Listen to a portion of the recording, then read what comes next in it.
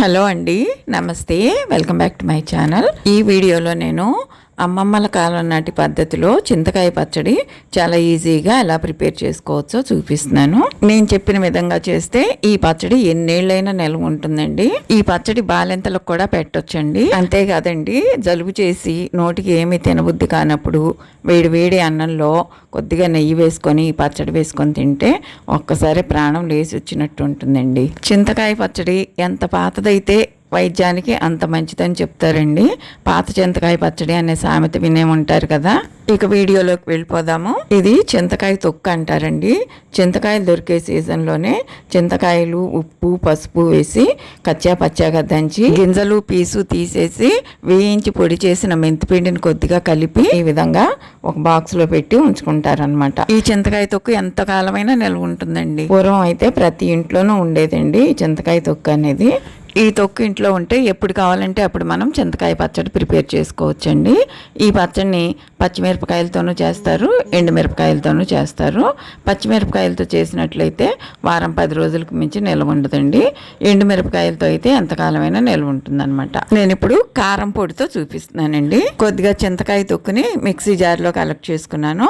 దీన్ని ఇప్పుడు మెత్తగా పేస్ట్ లాగా గ్రైండ్ చేసుకుంటాను. ఇక్కడ చూస్తున్నారు కదా, మెత్తగా అయింది. అయితే కొద్దిగా గట్టిగా ఉంది కాబట్టి కొద్దిగా కాచి చల్లార్చిన వాటర్ని యాడ్ చేసుకుంటున్నానండి.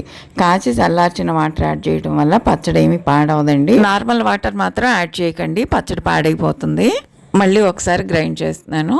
చింతకాయ తొక్కులోనే సాల్ట్ ఉంటుంది కాబట్టి మనం మళ్ళీ అదనంగా ఏమి వెయ్య అవసరం లేదు. అయిపోయిందండి.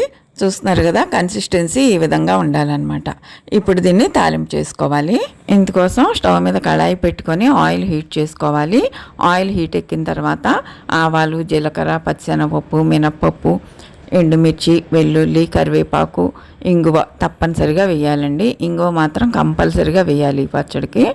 తాలింపు కూడా పులిహారకు వేసినట్లుగా వేయాలండి. పులిహార తాలింపులో వెల్లుల్లి వేయము, ఇక్కడ వేస్తాము, అంతేనండి తేడా. ఈ పచ్చడికి టేస్ట్లో సగం తాలింపు వల్లే వస్తుందండి. సో తాలింపు మాత్రం చాలా గ్రాండ్గా ఉండాలి. అలాగే ఈ పచ్చడి తాలింపుకి వేరుశనగ నూనె అయితే బాగుంటుందండి. తాలింపు వేగిపోయింది, స్టవ్ కట్టేశానండి. స్టవ్ కట్టేసిన తర్వాత కళాయిని స్టవ్ మీద నుంచి కిందికి దించి కారం కలపాలి.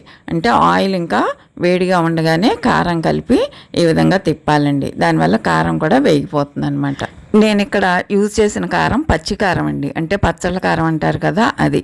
కూర కారం ఈ పచ్చడికి పనికిరాదండి, పచ్చి కారమే వాడాలి. స్టవ్ మీద ఉండగానే కారం వేస్తే కారం మాడిపోతుందండి. అలా అని ఆరిన తర్వాత కారం యాడ్ చేస్తే పచ్చివాసన వస్తుంది. తాలింపు పూర్తిగా చల్లారిన తర్వాత మిక్సీ పట్టుకున్న పచ్చడిని ఈ తాలింపులో యాడ్ చేసి బాగా కలుపుకోవాలి. పచ్చడిని పూర్తిగా తాలింపులో కలిపిన తర్వాత ఒకసారి టేస్ట్ చెక్ చేసుకోండి. కారం ఇంకా పడుతుంది అనుకుంటే కనుక మరికొద్దిగా ఆయిల్ హీట్ చేసుకొని ఆయిల్ గోరువెచ్చగా ఉన్నప్పుడు కారాన్ని యాడ్ చేసి మళ్ళీ దీంట్లో కలుపుకోండి.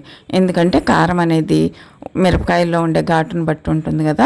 ఇదే పచ్చడిని ఎండుమిరపకాయల్ని వేయించి కూడా చేసుకోవచ్చు, కానీ దానికంటే ఇది చాలా ఈజీ వే అండి. కారం తగ్గినా కూడా వెంటనే అడ్జస్ట్ చేసుకోవచ్చు. ఇలా తయారు చేసుకున్న ఈ పచ్చడిని ఏదైనా ఎయిర్ టైట్ కంటైనర్లో స్టోర్ చేసుకుంటే ఎంతకాలమైనా నిల్వ ఉంటుందండి.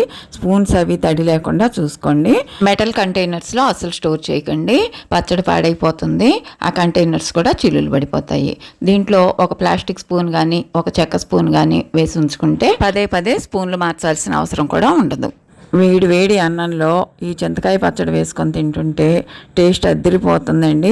ఒక్క ముద్ద తినేవాళ్ళు 10 ముద్దలు తింటారు. నేనైతే ఈ పచ్చడి బాలింతగా ఉన్న మా అమ్మాయి కోసం చేశాను.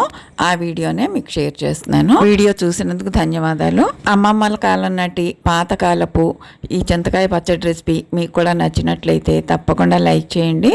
అలాగే మరిన్ని వీడియో అప్డేట్స్ కోసం నా ఛానల్ సబ్స్క్రైబ్ చేయడం మాత్రం అస్సలు మర్చిపోకండి. మరో మంచి వీడియోతో మేము ముందుంటాను. అంతవరకు సెలవండి మరి. నమస్తే.